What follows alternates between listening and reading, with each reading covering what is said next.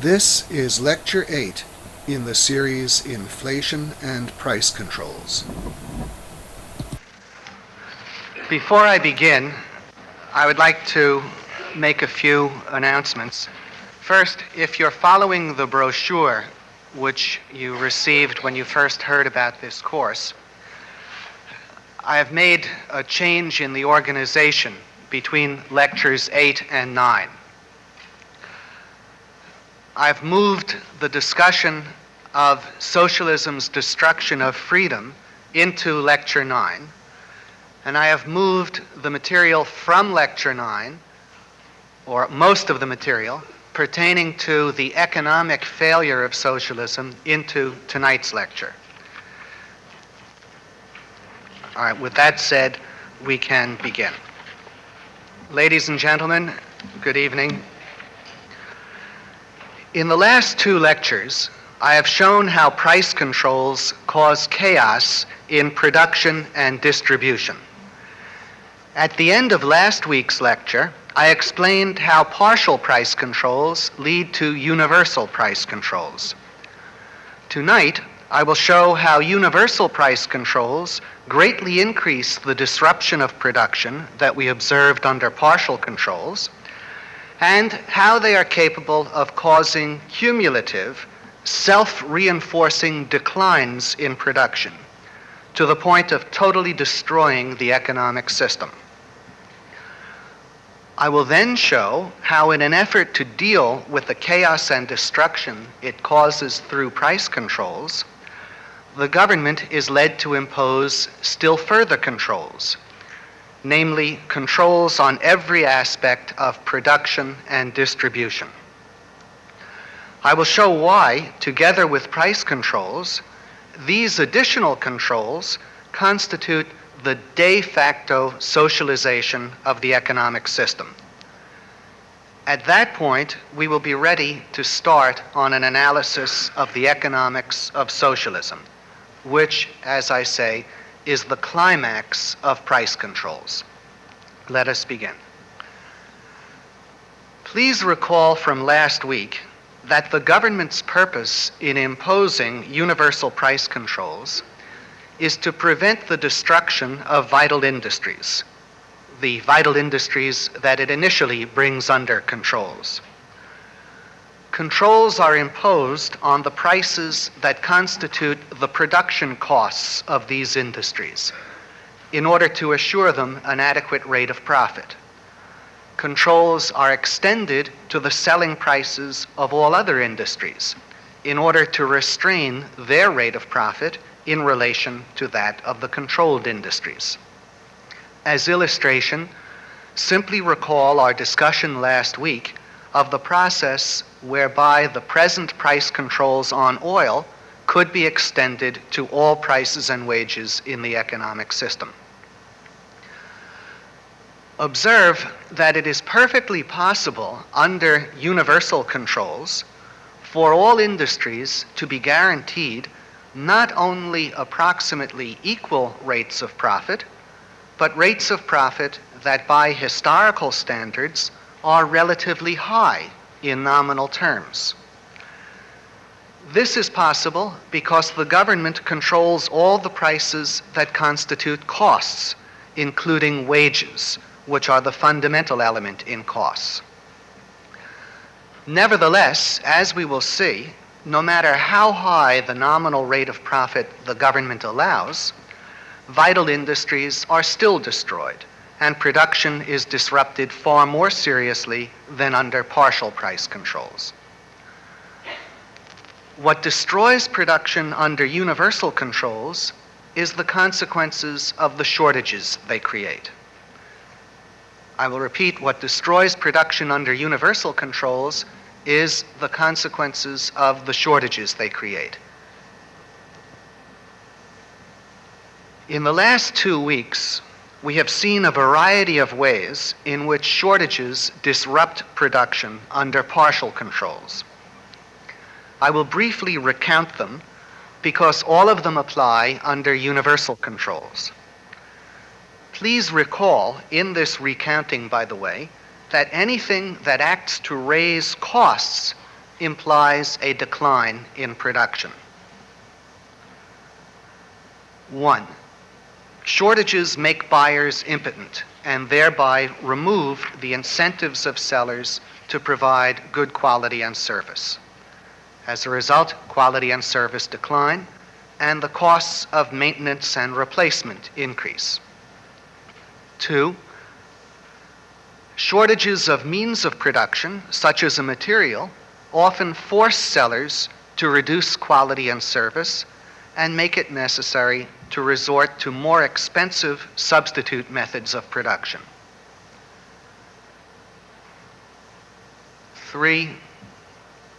Shortages encourage sellers to concentrate on the production of unnecessarily expensive models as a disguised way of raising prices.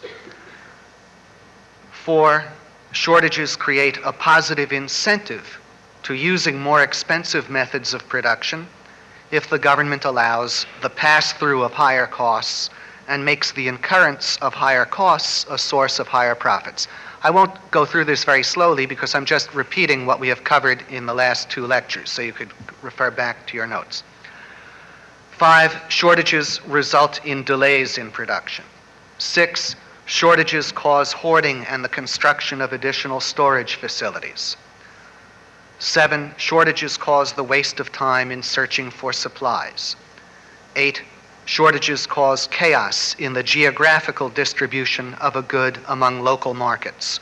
For example, gasoline during the oil shortage. 9. Shortages create chaos in the distribution of a factor of production among its various employments in production. For example, crude oil in the production of the various oil products, as we saw last week. Now, under a system of universal price controls and universal shortages, these elements of chaos apply to all industries instead of to just a few industries. In addition, they apply more strongly to each industry than if that industry were the only industry under price controls, or if price controls were confined to it and just a few others.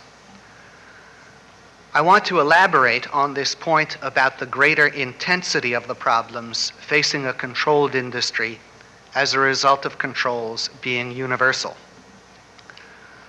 Observe, first of all, that the excess demand confronting each industry is far greater than under partial price controls, because it is compounded by the excess demand for all other products, as we saw last week. The greater severity of the shortage of a product under universal controls creates correspondingly more severe problems in connection with that product. As just one illustration, consider the case of cotton and cotton products. If the price of cotton and cotton products were the only controlled prices in the economic system, there would be a problem of using too much cotton to produce shirts, say, and not enough to produce other cotton products, or vice versa. Because similarly to what we saw last week in the case of crude oil, there would be a shortage of each cotton product. And so more of any one cotton product could be produced at the expense of the others without reducing its price and profitability. As I say, this is the same principle we saw last week in the case of gasoline production being expanded at the expense of heating oil and vice versa. Remember, more supply does not reduce prices when a shortage exists. It just alleviates the shortage. And less supply does not raise prices when prices are controlled. Hence, the distribution of a factor of production such as crude oil or now cotton among its various products becomes chaotic. Thus, to continue, if shirts, cotton, and the other cotton products were the only controlled goods, the increase in shirt production would be limited by the fact that people could spend their money on other goods. Beyond a point, people would only be willing to buy additional shirts at prices that made any further increase in shirt production unprofitable. however low the price of raw cotton might be controlled. But if everything is controlled and people have no other goods available on which to spend their money than shirts, there is no reason why they would not buy enough shirts to have 2 or 3 new ones to wear every day, if there were that many available. People would be willing to go on buying more shirts so long as extra shirts had an intrinsic utility greater than that of paper money. They would be willing to buy them as a source of cleaning rags, buttons, pins, or whichever that otherwise might be unobtainable. They would buy them to hold merely as a source of a store of value in the future. They would buy them merely to hold as a store of value in the future, because holding them would be better than holding the otherwise unspendable money. The principle that emerges is that under universal controls, it becomes practically impossible to eliminate the shortage even of any individual good by means of expanding its production. This is because each good is confronted with the excess demand of the whole economic system. There is a second reason why the elements of chaos connected with partial controls must apply more strongly under universal controls.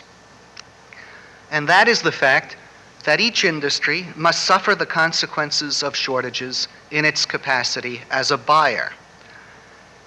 Indeed, it must suffer them in everything it buys. For example, under universal controls, not only does chaos reign for the customers of the oil industry, but the oil industry itself now encounters the same chaos in its own purchases of pipeline, drilling equipment, trucks, tankers, and of course, labor services. Whatever problems the oil industry had before are now intensified. And of course, the excess demand confronting the oil industry is expanded by the spillover of unsatisfied demand from every other fuel and chemical for which petroleum products could substitute. It is also expanded by the sheer desire of people to own any storable physical good in preference to unspendable paper money. Now, not only do universal price controls spread chaos through the whole economic system and intensify it, as we have just seen, but as a consequence, they add a wholly new dimension to the chaos that we have not previously encountered. Namely, they create shortages of capital and labor, the 2 factors of production required by every industry. These shortages exist because the shortages of consumers' goods create a ready and waiting employment for more capital and labor in every industry. If there's a shortage of each consumer's good, then every industry can use more capital and labor. And as a result, the distribution of capital and labor among the various industries is made random. Capital and labor are made to stand in the same relation to all the different industries that we have seen crude oil or raw cotton stand in relation to their respective products. What this means is that capital and labor can be withdrawn from any industry or placed in any industry, and there is no effect on the rate of profit anywhere. Observe, if capital and labor are withdrawn from any industry, price controls prevent prices and profits in that industry from rising. If additional capital and labor are invested in any industry, shortages prevent prices and profits in that industry from falling. All that happens is that the shortage in the industry is reduced. For example, if capital and labor are withdrawn from making paper and transferred to making pots, price controls prevent the price and profitability of paper from rising, while shortages prevent the price and profitability of pots from falling. The consequence of this state of affairs is that production from industry to industry becomes utterly chaotic. not only can any product of crude oil be randomly expanded at the expense of any other product of crude oil, not only can any product of cotton be randomly expanded at the expense of any other product of cotton, but any product anywhere in the economic system can be randomly expanded at the expense of any other product anywhere else in the economic system. The chaos is total. Let us begin to understand the significance of this. Assume the consumers would prefer to have more shoes and fewer shirts. Under price controls, they cannot bid up the price of shoes and increase the profitability of shoe production. At the same time, as a result of universal shortages, they will not decrease their purchase of shirts because they have no alternative use for the money. In fact, in this situation, it is perfectly possible that capital and labor could be withdrawn unchecked from shoe production, which the consumers want more of, and added on unchecked to shirt production, which they want less of. That is, that the exact opposite of the consumer's wishes could occur. Because if this perverse result did occur, price controls would prevent the price and profitability of shoes from rising to stem the withdrawal of capital and labor from the shoe industry. At the same time, the existence of a shortage would prevent the price and profitability of shirts from falling to stem the inflow of capital and labor into the shirt industry. Indeed, this perverse result is not only possible, but fully as likely as that the consumers will get the result they want. Under universal price controls, there is no longer any connection between the consumer's preferences and business firms' profits or losses. In an economy in which there are universal shortages, the consumers are ready to buy anything. And that makes it possible for businessmen to produce anything. I leave it to your imagination to think of what kind of deterioration in quality and service can take place in this kind of situation, and of all of the other inefficiencies that can exist. It should already be clear that the extent to which this perverse process can be carried, namely the process of consumers getting goods they want less at the expense of goods they want more, has no limits under universal price controls.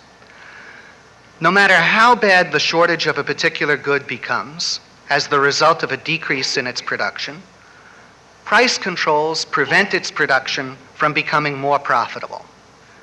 No matter how much the production of a particular good is increased, its shortage is so severe that practically no amount of additional production will eliminate it, because its shortage reflects the spillover of unsatisfied demand from the whole economic system.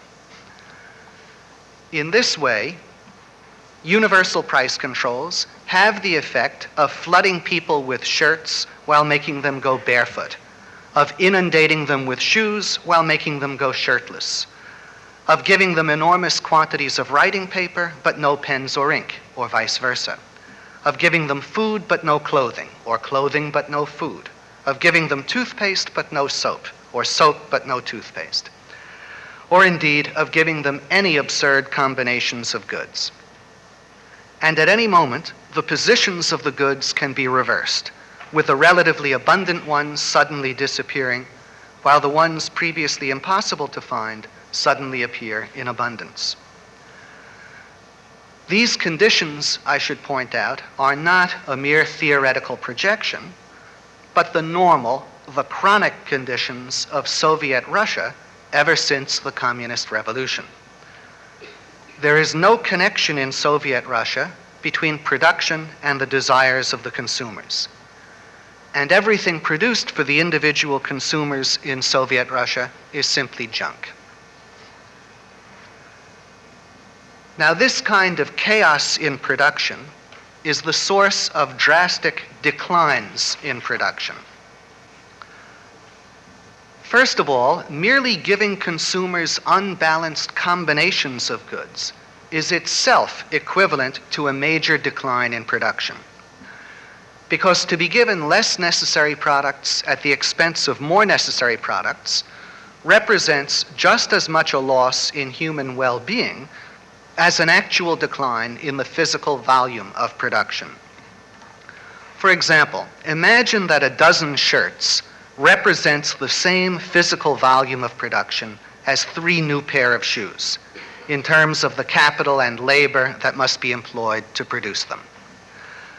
Suppose further that what I want each year is a dozen shirts plus 3 pairs of shoes. If I end up having to settle for 2 dozen shirts and go barefoot, I am obviously much worse off than if I could have gotten 8 shirts and 2 pair of shoes, or even just 4 shirts and 1 pair of shoes. Observe, the same overall volume of physical production becomes equivalent to a smaller physical production by virtue of its being improperly proportioned to people's different wants and needs. However, this kind of chaos in production does not merely cause chaotic combinations of consumers' goods. It also causes chaotic combinations of capital goods. And in so doing, it reduces the economic system's overall physical ability to produce. An economic system's ability to produce does not depend merely on the quantity of its capital goods, but no less on the proper distribution of that overall quantity among the various specific types of capital goods. If, for example, the steel industry is unduly expanded at the expense of the coal industry, say, or vice versa, the economic system's subsequent ability to produce will be impaired. Not only the extra steel mills, but part of the existing steel mills will be inoperable for a lack of fuel. An economy's overall ability to produce must be thought of in terms analogous to the functioning of an organism. It depends on the smooth coordination and adjustments of all of its parts. Like a human body, whose total performance cannot exceed the power of its brain, heart, lungs, or any other vital organ, the overall performance of an economic system cannot exceed the power of any one of a large number of vital industries. If some are expanded at the expense of others, the effect is to reduce the functioning of the whole. Indeed, every malproportion has serious consequences. Consider the devastating effects on production, not only of disproportions among whole major industries like steel and coal, but of disproportions in the output of individual industries. For example, the production of too many trucks to haul farm products and of not enough tractors to harvest them. Consider the effects on production of disproportions in the production of just a few key products here and there, like ball bearings, lubricants for machinery, spare parts, even ordinary screws, and so on. A shortage of any one of these items, or a shortage of any one special type of these items, such as ball bearings of a special size, must cause a wide paralysis and the grossest inefficiencies in production. And of course, improper geographical distribution of these or any other inputs has equally devastating consequences on production. For the mere existence of a thing is of no value if the producers who need it are prevented from obtaining it. The same is true if anything is unavailable for production because it is being hoarded. These declines, of course, are all further compounded by the declines that result from producers just not having to care any longer about the quality of their products or about economies in producing them. Again, this chaos is not a mere theoretical projection, but an actual description of the chronic conditions of Soviet Russia. In Soviet Russia, hydroelectric stations are built without generators and without the existence of industries to supply. Wheat cannot be harvested because the necessary tractors have not been built. Or if they have been built, they lack spare parts or are in the wrong place. Factories cannot operate because they lack materials. New buildings and new machines are worthless because of shoddy construction due to lack of care or lack of the necessary materials. Now, the declines in production resulting from all these causes tend to be self-reinforcing and cumulative. Please observe that in the course of production, capital goods are physically consumed. Materials and fuel are used up, and machinery and buildings wear out. If production is to be maintained, the capital goods used up in production must be replaced. The only source of replacement, however, is production itself. That is, the capital goods consumed in production in an economic system can be replaced only out of that system's production. But if that production declines sufficiently because of economic chaos, then it will not be possible to reproduce the capital goods consumed in production. As a result, the stock of capital goods will fall. Once that happens, production must decline further because it will be carried on with less capital goods. If the smaller supply of capital goods is used as inefficiently as was the larger supply, because of continuing chaos in production, it will not be possible to replace the smaller supply of capital goods either. And so once again, production will decline. And this process of less production causing less capital goods, causing less production, can go on until the economic system is carried back all the way to the level of barbarism. To make this process more concrete, just think of the fact that in the course of production, such things as steel mills, cement factories, freight cars, and so on are wearing out and must be replaced. The only way to replace them is out of the economy's current production. If that production declines sufficiently because of economic chaos, then it will not be possible to replace them. The result will be that in the future, production will have to be carried on with fewer steel mills, cement factories, and so on. And then even the smaller number of steel mills, etc., will not be able to be replaced because, given the continuation of chaos, the output that is obtained from them will be too low. I now want to give special consideration to the shortage of labor that universal price controls create. The labor shortage introduces a second powerful factor making for a self-reinforcing cumulative decline in production.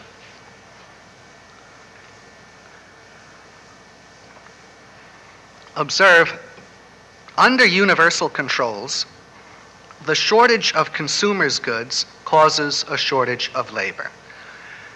Every industry is eager to employ more labor because whatever extra products it can produce with more labor will be snapped up by goods-hungry buyers. The labor shortage is intensified by the declines in efficiency that price controls create, because these declines in efficiency mean that it takes more labor on average to produce a unit of goods. As a result of the labor shortage, employers are even led to, quote, hoard labor. That is, keep it on the payroll in idleness or semi-idleness in order to have it available when they need it. This, of course, only intensifies the labor shortage. Now, what is of special importance is that the labor shortage not only exists because of an excess demand for labor, it very soon becomes compounded by a falling supply of labor. The supply of labor begins to fall as the result of shortages of consumers' goods.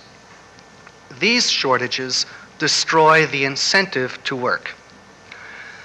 As people accumulate surplus, unspendable income, it begins to occur to them that they need not earn money they cannot spend.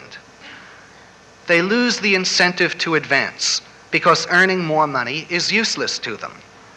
They cease to care about being fired because not only can they immediately find another job if they wish it, but the loss of income they cannot spend does not affect them.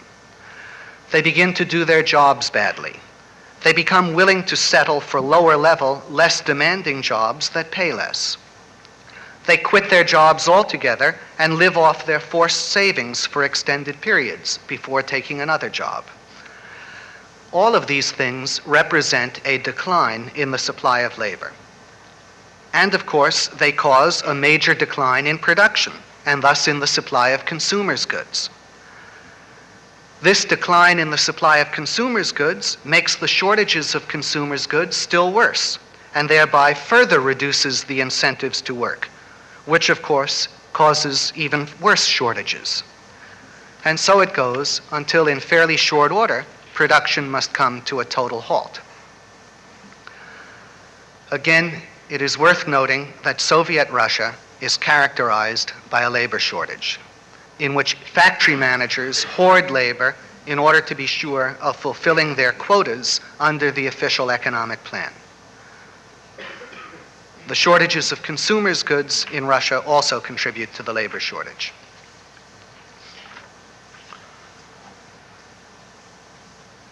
Now, something that is truly remarkable about universal price controls is that, at least in their earlier stages, they can create a delusion of prosperity, even while production is becoming chaotic and on the road to collapse. For observe, under universal price controls, any businessman can find a ready and eager market for any merchandise, no matter how poorly it is produced. All he has to do is produce something of greater intrinsic utility than paper money. In the process, he can even make large nominal profits, simply by virtue of the government having controlled at an appropriate level the prices that constitute his costs. By the same token, the labor shortage makes it possible for any worker to obtain immediate employment in any occupation for which he is even remotely qualified. To those who confuse going through the motions of production with real production, and who confuse the earning of mere paper money with the acquisition of real physical wealth, this situation looks like prosperity. What they see is that business is humming, everyone is employed who cares to be, and everyone is making money. Just this situation characterized the United States during World War II. The combination of massive inflation to pay for the war and universal controls to hide the symptoms of the inflation quickly produced widespread shortages, including a labor shortage. Most people mistook this situation for prosperity. Nevertheless, despite a superficial appearance of prosperity, the real standard of living of the American people fell drastically during World War II. It fell to a level far below the worst years of the Depression. In the worst years of the Depression, 3/4 of the American labor force was employed, and everyone who was working could buy anything he wanted commensurate with his earnings. During World War II, no one could buy a new car, a new house, or a new major appliance of any kind. The government had prohibited their production altogether. In addition, many of the most common everyday goods simply became unobtainable, or obtainable only with great difficulty, such as chocolate bars, chewing gum, sugar, meat, nylon stockings, gasoline, rubber tires, and so on. The goods that were obtainable badly deteriorated in quality. Everyone recognized the difference between what they called pre-war quality and wartime quality. People believed that they were prosperous in World War II because they were piling up large amounts of unspendable income in the form of paper money and government bonds. They confused this accumulation of paper assets with real wealth. And incredibly, most economic statisticians and historians make the same error when they measure the standard of living in World War II by the largely unspendable, quote, national income of the period. And this, I should say, incidentally, is the liberals' idea of prosperity. They always refer to World War II as a kind of golden era of full employment. That is their notion of prosperity. The controls did not last long enough in this country to wreck the economic system. And their effect was further mitigated by the fact that we entered the war with mass unemployment and a large amount of idle plant capacity. The absorption of these factors into production made it possible to offset much of the wastes and inefficiencies resulting from the controls. They constituted a kind of reserve fund, as it were, out of which much of the costs of the controls were met. Also, during the war, people were highly motivated by considerations of patriotism and were not only willing to tolerate the hardships imposed by the war, but actually to work longer and harder. Many of them reasoned that if the soldiers at the front could risk their very lives in the defense of civilization, they could do with less goods and put in an extra effort at work. Finally, no one regarded the controls as a permanent institution. Everyone looked forward to a quick end to the war and to the opportunity to spend after the war. Such things, however, can at best only delay the full consequences of universal controls. In the present circumstances, moreover, no such mitigating factors are present.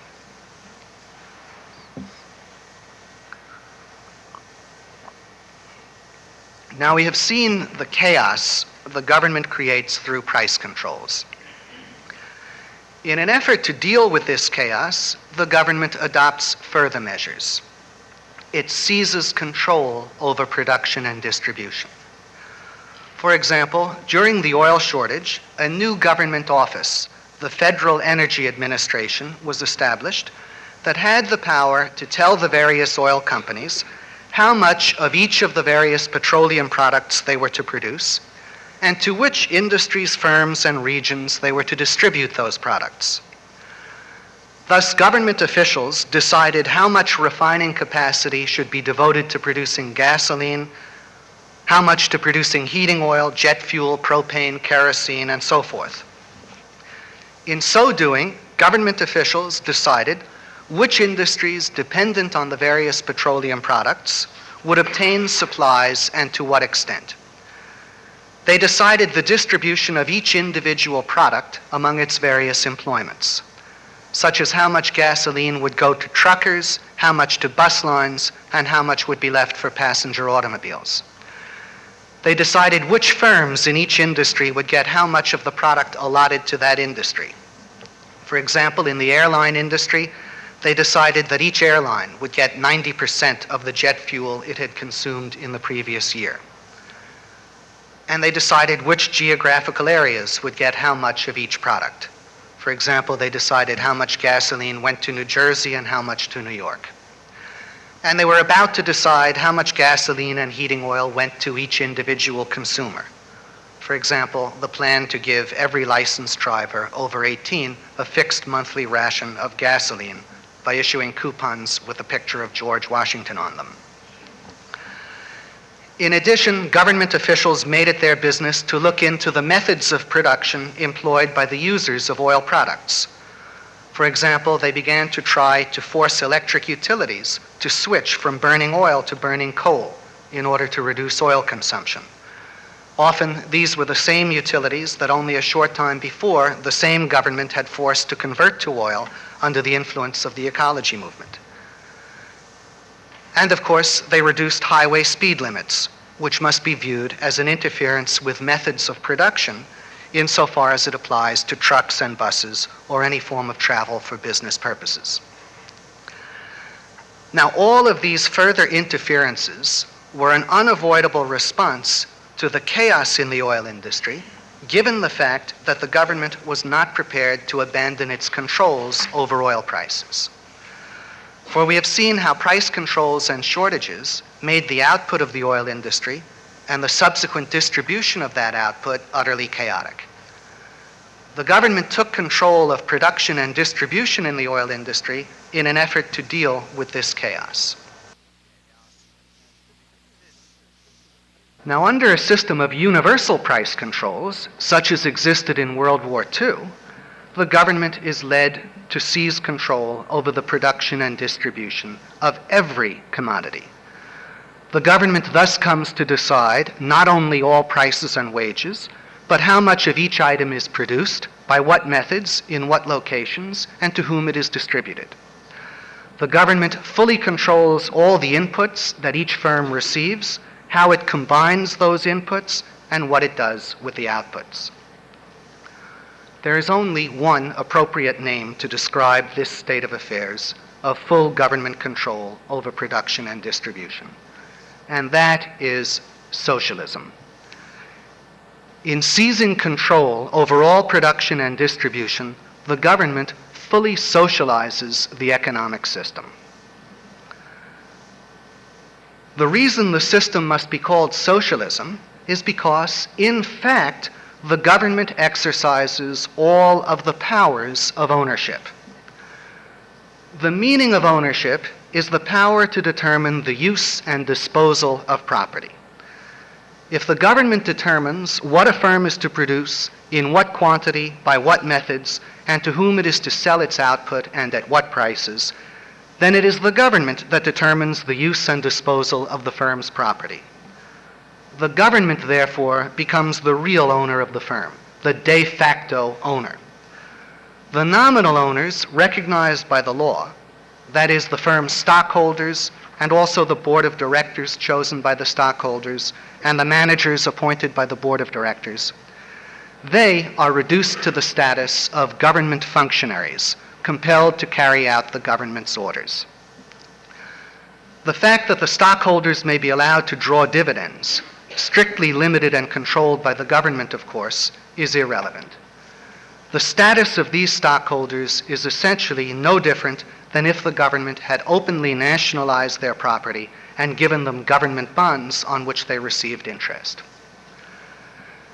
This system of de facto socialism, carried out under the outward guise and appearance of capitalism, in which the legal forms of private ownership are maintained, has been aptly characterized by von Mises as socialism on the German or Nazi pattern. The Germans under Ludendorff in World War I and later under Hitler were the foremost practitioners of this type of socialism. The more familiar variant of socialism, in which the government openly nationalizes the means of production and establishes socialism de jure as well as de facto, von Mises calls socialism on the Russian or Bolshevik pattern, after its leading practitioners. And I must say, incidentally, in all of the following discussion, I am more indebted to von Mises than in any previous lecture. I want to stress, because everyone should know this, that Nazi Germany was a socialist country, and that the Nazis were right to call themselves National Socialists. Nazi is an abbreviation for Nationalsozialist in German. In Nazi Germany, the government controlled all prices and wages and strictly determined what each firm was to produce, how and where it was to produce it, in what quantity, by what methods, and to whom it was to turn over its products. There was no fundamental economic difference between the Nazis and the communists. While the communists in Russia wore red shirts and had 5-year plans, the Nazis in Germany wore brown shirts and had 3-year plans. There is a further point I must make about the use of the term socialism. Socialism means an economic system based on government ownership of the means of production. We have seen that on the basis of this definition, Nazi Germany, a country usually not recognized as socialist, must be categorized as socialist. On the same basis, however, other countries, usually thought of as being socialist, must not be categorized as socialist. For example, Great Britain, Israel, and Sweden. In these 3 countries, the economic system is still characterized by private ownership of the means of production. Not only de jure, but de facto private ownership. This private ownership, to be sure, labors under all sorts of restrictions and prohibitions, but still it is private ownership, and production in these countries is carried out primarily at the initiative of private owners for the sake of private profit. The philosophy of the ruling parties of these countries may be socialist, and socialism may be their ultimate goal, but their actual practice up to now has not been socialism. The correct characterization of these economies is the expression mixed economies, and that term applies to the economy of the United States too. What I mean by a mixed economy is an economy characterized both by private ownership of the means of production and by an extensive list of socialistically motivated acts of government intervention. The only truly socialist countries in the world today are the various communist countries, such as Soviet Russia, Communist China, their various satellites, and perhaps some of the so-called third world countries. No other countries are in fact socialist. Now, from this point on, our discussion of the consequences of price controls becomes a discussion of the consequences of socialism. In studying the consequences of socialism, it does not matter whether we study an economy that has arrived at socialism through price and wage controls, or one that has arrived at socialism openly through the explicit nationalization of all industry. Nor does it matter whether socialism has been brought about peacefully through lawful processes and the observance of democratic procedures, or by means of a violent revolution. Economically, the system is the same in all these cases. Namely, the government owns the means of production, and it is the government's responsibility to decide how they are to be used. That is the essential, common, and defining characteristic of socialism in all cases. Consequently, everything I will have to say about socialism will apply to all variants of socialism, to the socialism of the Nazis, to the socialism of the communists, and to the socialism of the social democrats, such as the late Norman Thomas.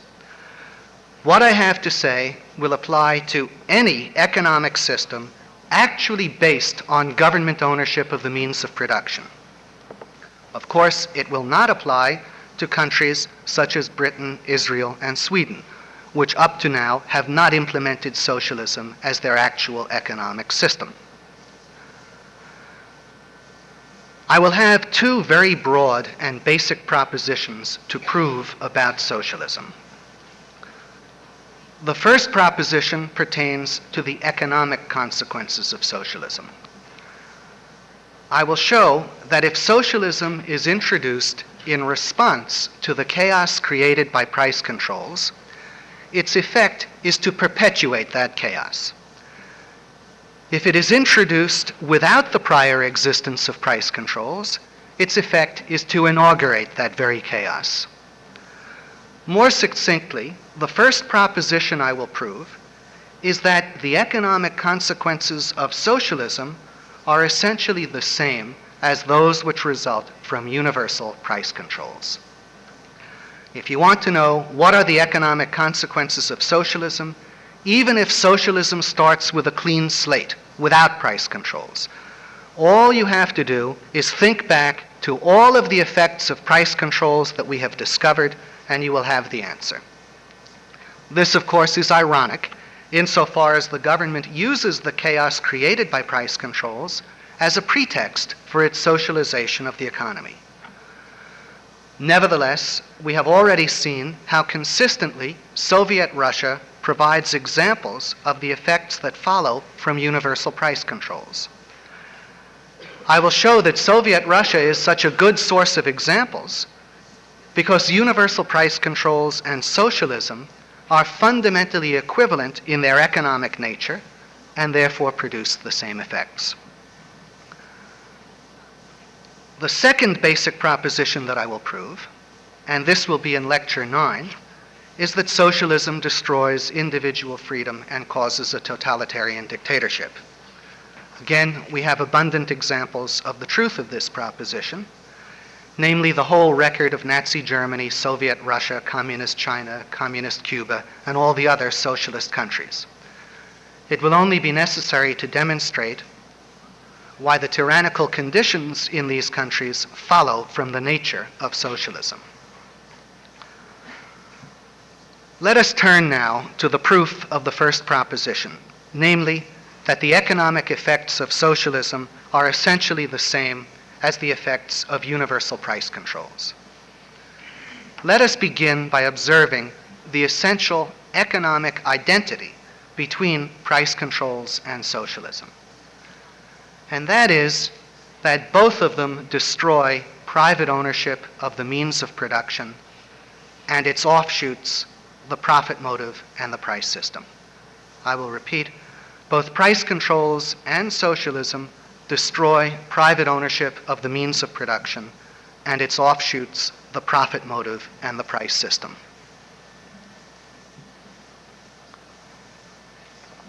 Observe, price controls destroy the right to bid and ask prices. In a division of labor economy in which buying and selling are indispensable to production and all other economic activity, the right to bid and ask prices is a fundamental, indispensable right of ownership. Without it, all other rights of ownership are meaningless. For example, the right to own a factory is meaningless if the owner is prohibited from charging or paying prices required to keep the factory in existence. Essentially, price controls are fully as destructive of the rights of ownership as socialism itself. Observe further, what makes price controls produce the chaos they do is precisely the fact that they interfere with the property rights of businessmen.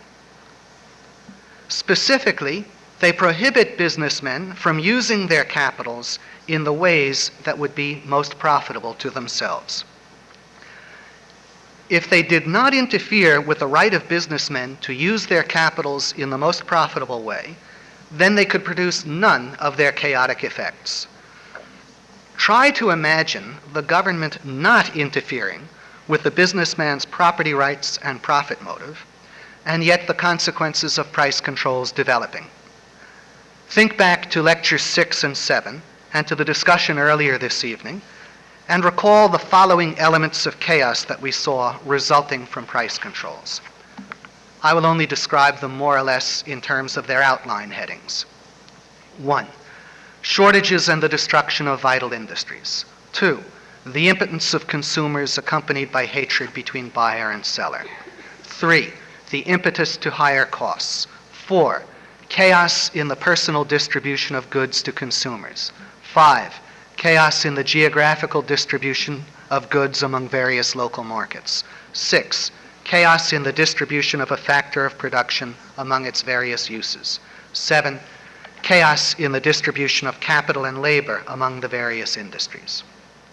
Now consider, all of these elements of chaos result from just one thing, namely interference with the businessman's property rights and profit motive. For example, would businessmen voluntarily sell their goods too cheaply and thus cause shortages? Obviously not. Their property rights must be violated and they must be forced to do so. Would businessmen abandon the production of vital goods if they were free to charge profitable prices for them? Obviously not. Would they drive away customers offering them profitable business? Again, no. Would they run up the costs of production if those costs came out of profits, as they would have to in the absence of price controls and shortages? Clearly not. Would businessmen saturate some markets at low prices while starving others, offering them high prices? Would they use a factor of production to produce some products to excess at low prices while producing not enough of other products, offering them high prices? Would they overinvest in some industries at low profits or losses while underinvesting in other industries offering high profits? Again, the answer is clearly no to all of these questions. What makes businessmen behave in these ways is that their property rights are violated, and they are thus prevented from doing what is profitable to themselves. Please observe the wider principle that is emerging, and that is that the entire price system and all of its laws and harmonies depend on one essential fact, namely the observance of private property rights and thus the freedom of businessmen to act for their own profit. It is private property rights and the profit motive that are the foundation and the motive power that underlie and drive the entire price system. It is they which underlie and actuate all of the benevolent economic laws we observed in our study of the free market back in lectures 3, 4, and 5, namely the uniformity of profit principle, the various principles of price and wage uniformity, the cost of production principle, the principle that prices are set high enough to limit demand to the supply, and the principle that factors of production are channeled to their most important employments. All of these laws and all of their benevolent consequences are the result of just one thing: private property rights and the profit motive. Now, socialism destroys all property rights, and with them, it destroys the operation of the profit motive and the entire price system. Socialism produces the same chaotic effects as price controls because it destroys the same thing as price controls, namely the one and only source of economic order and harmony in the world, private property rights and the profit motive. The essential fact to grasp about socialism, which explains why it is essentially identical to price controls, is that it is simply an act of destruction. Like price controls, it destroys private ownership and the profit motive. And that is essentially all it does. It has nothing to put in their place. Socialism, in other words, is not actually an alternative economic system to private ownership of the means of production. It is merely a negation of the system based on private ownership. Now, of course, socialism is not usually perceived simply as a negation. The first economist fully to grasp the destructive nature of socialism was von Mises, and he has not had many followers. Much more often, socialism is perceived as a source of economic order and harmony. In fact, the most popular synonym for socialism is, quote, economic planning. The belief in socialism's ability to plan is why a government turns to socialism when confronted with the chaos created by price controls. Indeed, the belief in socialism's ability to plan may be one of the reasons for instituting price controls in the first place, namely as a deliberate step leading directly to socialism. Certainly, the belief in socialism's ability to plan is a powerful factor in the popularity of socialism. Without it, it would be difficult for socialism to find supporters. Nevertheless, a socialist government is helpless to bring order out of the chaos created by price controls. And if price controls do not exist when it assumes power, then it proceeds to create the same chaos as price controls by the very fact of socializing the economic system. For the great joke of socialism, of planning as it is called, is that it cannot plan, that it destroys planning and substitutes chaos. Why socialism cannot plan is the question we will deal with following the break. Please let us make this a short break.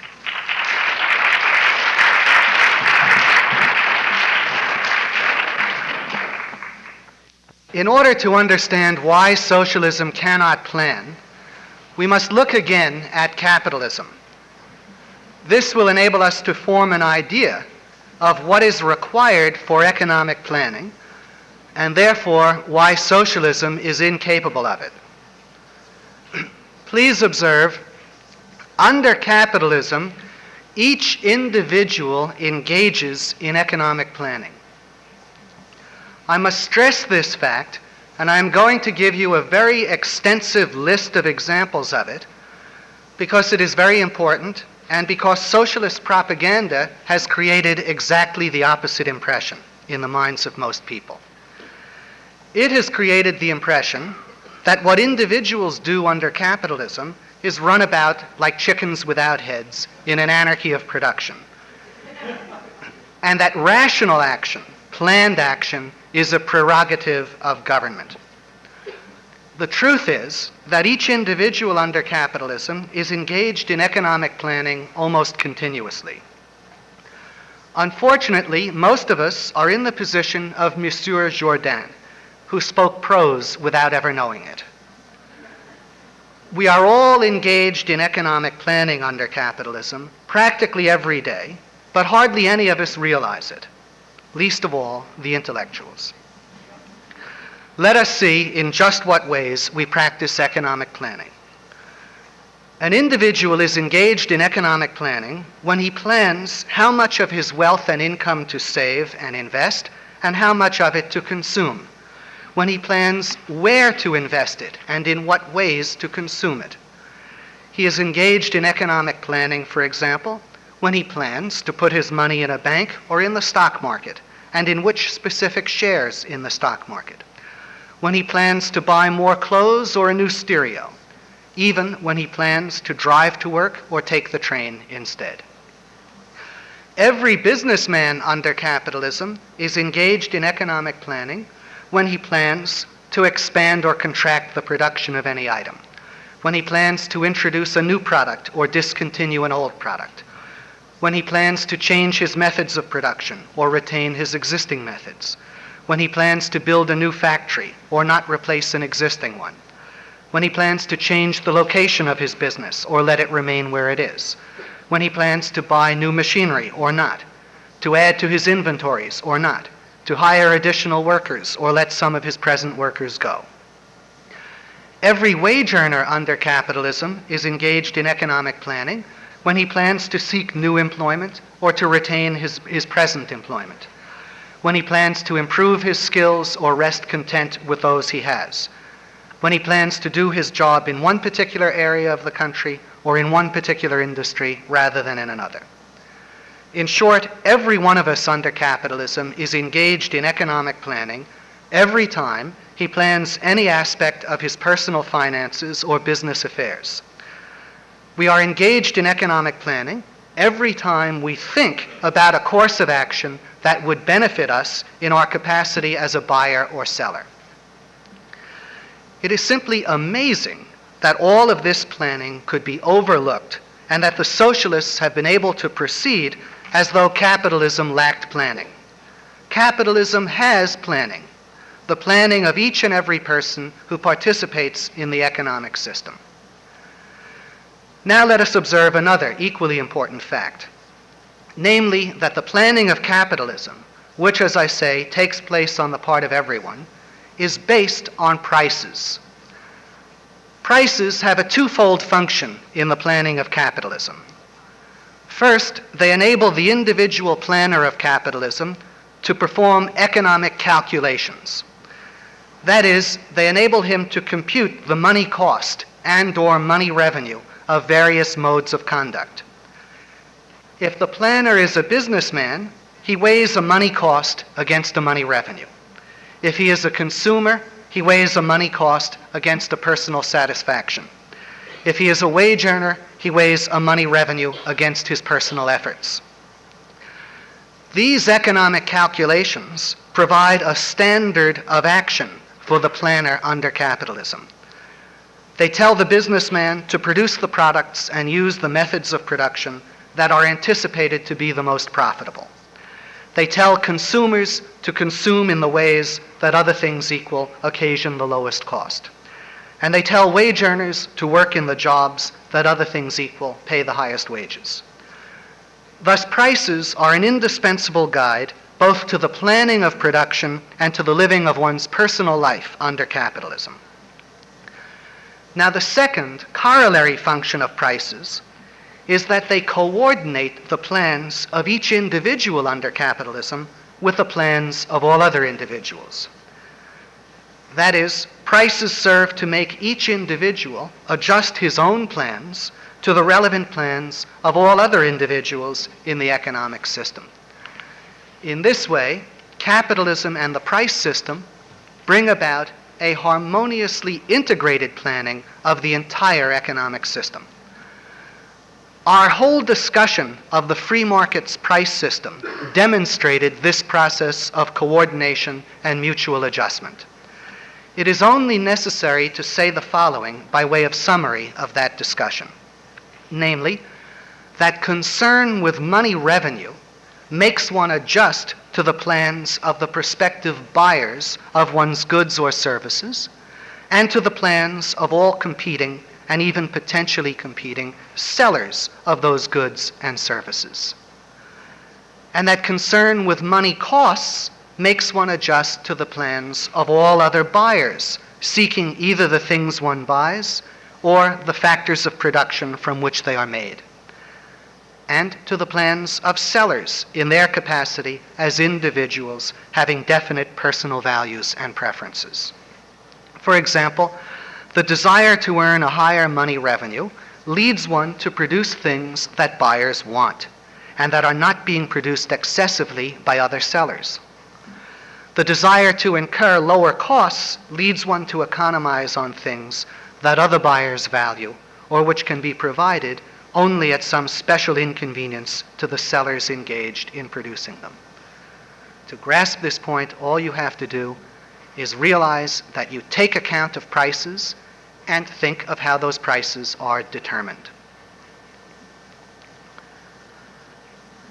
Now, socialism, in destroying the price system, destroys the possibility of economic calculation and the coordination of the activities of separate, independent planners.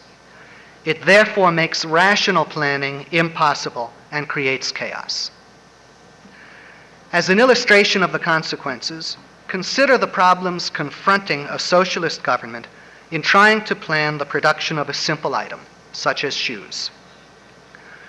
Shoes can be produced in varying quantities, in various styles or combinations of styles, by various methods, such as by machine or by hand, and in different combinations of machine and hand production. They can be produced from different materials or combinations of materials, such as leather, rubber, and canvas, and in different geographical locations, again, in varying proportions. Under capitalism, all of these choices are determined on the basis of economic calculations. Thus, shoe production as a whole tends to be carried to the point where further production would make the shoe industry relatively unprofitable in comparison to other industries. The styles are those which the consumers are willing to make profitable. The methods of production, the materials used, the geographical locations are all the lowest cost, except insofar as they provide special advantages for which the consumers are willing to bear the extra cost. Under socialism, the lack of economic calculation makes it impossible to make any of these choices on a rational basis. The extent of attempted shoe production is determined arbitrarily, most likely on the basis of some official's judgment about how many pair of shoes are, quote, necessary per 1,000 inhabitants, or some such criterion. Style is determined arbitrarily, according to what suits the tastes of those in charge. The methods, materials, and locations planned must be selected arbitrarily. And then, in large part, for reasons that will soon become clearer, the actual carrying out of production, as opposed to what is called for in the plans, may very well have to be undertaken on the accidental basis of the means of production that happen to be available. Now, the decisions about all of these choices, quantity, styles, methods, and so on, are important not only from the standpoint of the consumers of shoes, but no less from the standpoint of the production of all other goods. Please bear in mind that shoe production, or the production of any good whatever, requires factors of production which are thereby made unavailable for other purposes. Shoe production requires labor that could be employed elsewhere. It requires leather or other material that either might be employed elsewhere or which is produced by labor that could certainly be employed elsewhere. In the same way, the tools or machines required, or the labor and the materials used to make them, have alternative employments. Moreover, each of the different choices respecting shoe production makes a different combination of factors of production unavailable for alternative employments. For example, shoes produced by hand reduce the number of handicraft workers available for other purposes. Those produced by machine reduce the number of machine makers and the amount of fuel available for other purposes. Shoes produced in Minsk leave less labor available for other purposes in Minsk than if they were produced in Pinsk, and so on. It is therefore clearly not enough, as most socialists appear to believe, for a socialist government, having inherited or stolen the technology of shoe production, to simply decide how many shoes to produce, determine on a style, quality, method, and locations for production, and then give the orders to produce them. In planning the production of shoes or any other individual item, a socialist government is logically obliged to consider its effect on the production of all other items. It is logically obliged to try to plan the production of shoes or any good in a way that least impairs the production of other goods. In drafting its plans for shoe production, a socialist government is obliged to consider the extent of shoe production in relation to the production of all other goods using the same factors of production. It is obliged to consider such questions as whether shoe production might be expanded with factors of production drawn from the production of some other good, and whether the production of that other good might be maintained by drawing factors of production from a third good, and so on. For example, it must consider whether it would be advisable to use more labor in Minsk for shoes and less for making clothing, say, and perhaps to expand clothing production in Pinsk at the expense of some third good. It must consider all of the industries using any of the factors of production used in the shoe industry. It must consider what depends on the output of those industries and what alternative factors of production are available to those industries. Indeed, it must go even further. It must consider all of the industries using the alternative factors of production. It must consider what depends on their products and what further alternative factors of production may be available to them, and so on. And at each step, it must consider the possibility of expanding the overall supply of the factor of production in question, and if so, by what means and at the expense of what. To make these problems real, let us continue with the example of shoes.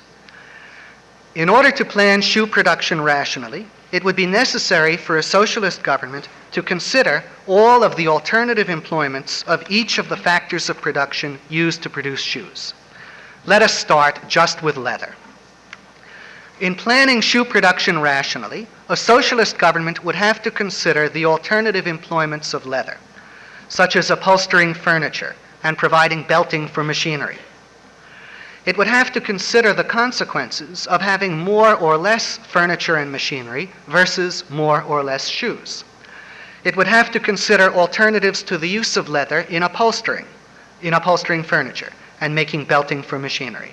For example, various fabrics and plastic and steel. It would have to consider the alternative uses for the various fabrics and for the plastic and steel. It would have to consider what depended on those alternative uses and what substitutes were available for them. It would have to consider whether the total supply of leather or its substitutes should be expanded, and if so, by what means, where, and at the expense of what. Then, of course, the socialist government would be obliged to repeat the same process for all of the other factors of production employed to produce shoes, or which potentially could be employed to produce shoes. All of this raises the insuperable difficulty of socialist planning. Namely, under socialism, it is necessary to plan the production of the entire economic system as an indivisible whole. That would be the only rational procedure. But the planning of the economic system as an indivisible whole is simply impossible. It would require a superhuman intellect to be able to grasp the physical connections among all the various industries and to be able to trace the consequences of alterations in any one industry on all the others. What would be required for the rational planning of a socialist economy would be the existence of an omniscient deity willing to descend from heaven and assume the management of the socialist economy.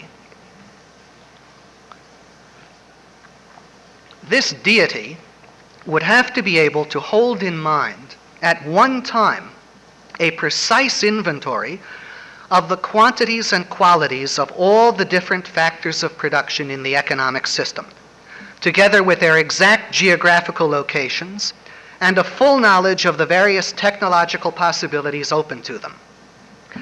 That is to say, it would have to be able to hold in mind at one time all of the millions of separate farms, factories, mines, warehouses, and so forth, down to the last repair shop, together with a knowledge of the quantity and quality of all the machines, tools, materials, and half-finished goods that they contained, and exactly what they were potentially capable of accomplishing and when.